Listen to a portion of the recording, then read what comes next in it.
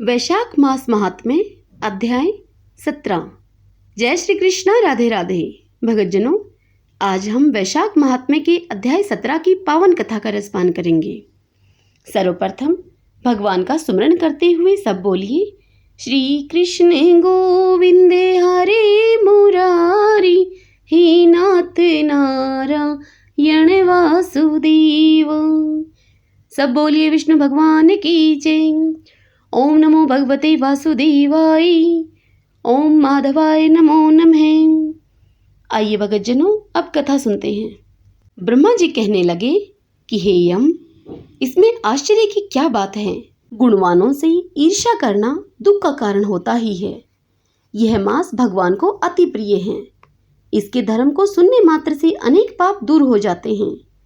जो वैशाख धर्म का पालन करता है और उसके गुणों का गान करता है, उस पर भगवान प्रसन्न होते हैं। हे यम, उस राजा पर मेरा कोई प्रभाव नहीं, क्योंकि विष्णु भक्तों का अशुभ करने की किसकी सामर्थ्य है भला। उनके भक्तों को जरा, मृत्यु, व्याधि आदि का कुछ भी भय नहीं होता। सेवक को स्वामी ने जिस काम के लिए नियुक्त किया है, जब तक उसमें शक्ति है वह काम किए जाए, और जब शक्ति न रहे तो स्वामी से वह निवेदन कर दे। उसी समय वह उरीण हो जाता है और उसका कोई दोष स्वामी का कार्य न करने का नहीं लग सकता। अपना कर्तव्य कार्य करने में प्राणियों को दोष नहीं लगता। यम, तुम इस कार्य के करने में असमर्थ हो तो तुम्हारा इसमें क्या दोष है।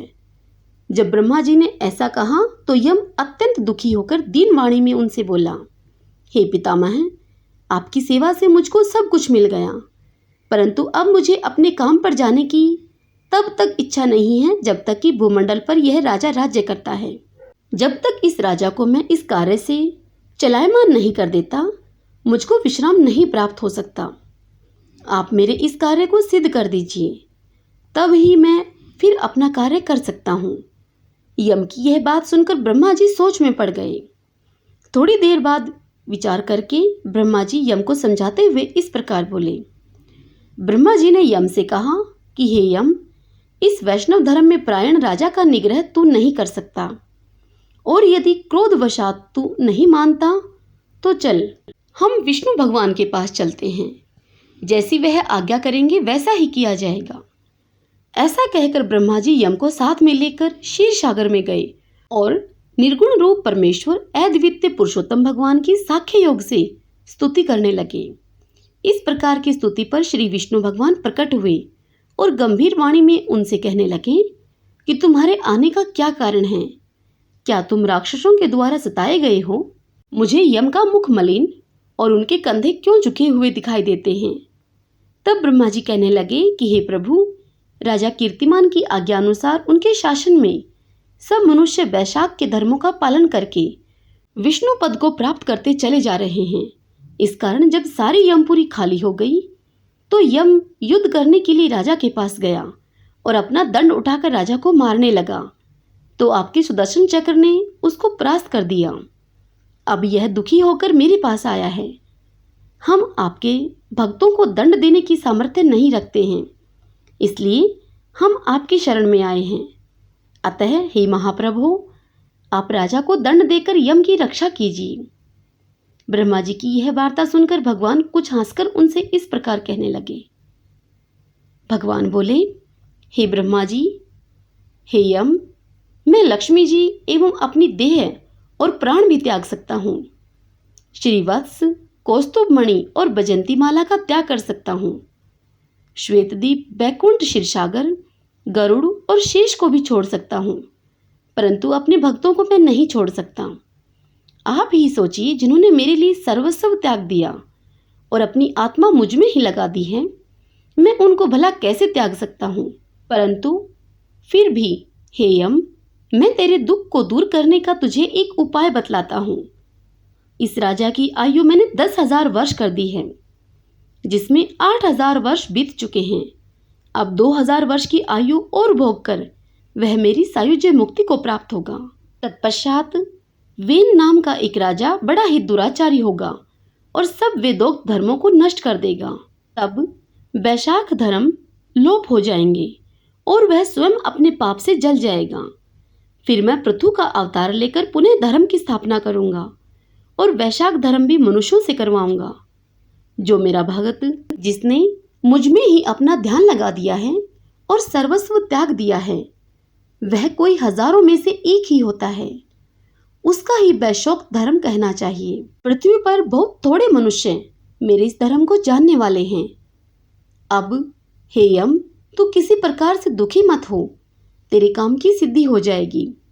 वह राजा तेरा भाग भी देगा। अपने अपने भाग को ग्रहण करने वाला दुखी नहीं होता। जो मनुष्य तेरे निमित्त को प्रतिदिन स्नान, अर्घ्य, जल, कुंभ, दही, अन्न आदि का दान नहीं करेंगे, उनका वैशाख धर्म निष्फल हो जाएगा। वह राजा अवश्य तुमको भाग देगा, क्योंकि वह मेरा अनन्य भक्त है।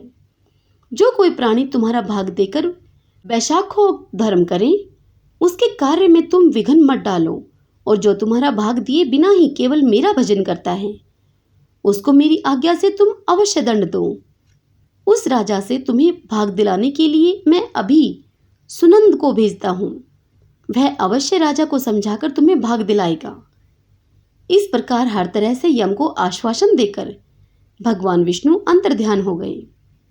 यम भी प्रसन्नता से अपनी पुरी को वापस चला गया और फिर भगवान की आज्ञा से जैसे सुनंद ने राजा को समझाया, सभी से वैशाख मास के धर्मों में यम को भाग दिया। इसीलिए वैशाख मास में प्रतिदिन यम के निमित्त स्नान, अर्घ्य आदि करना चाहिए, नहीं तो वैशाख के सब कर्म निष्फल हो जाते हैं। वैशाख की पूर्णिमा को सबसे पहले यमराज के निमित्त जल का घड़ा, दही तथा अन्न आदि दान करना चाहिए।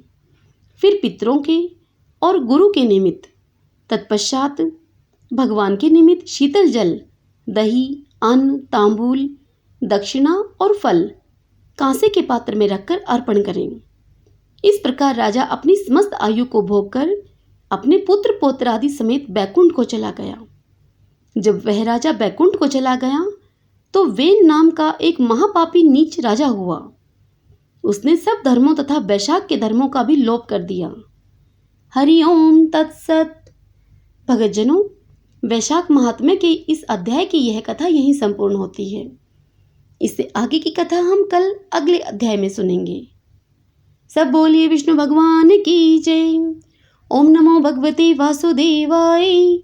ओम माधवाय नमो नमः। भगतजनों, आपको मेरे द्वारा सुनाई हुई वैशाख महात्म्य की ये कथाएं कैसी लग रही हैं? कमेंट बॉक्स में कमेंट करके आप मुझे अवश्य बताएं। और इसी के साथ यदि पसंद आती हैं आपको, तो इस वीडियो को लाइक करें और अपनों के साथ खूब शेयर करें। जय श्री कृष्ण, राधे राधे।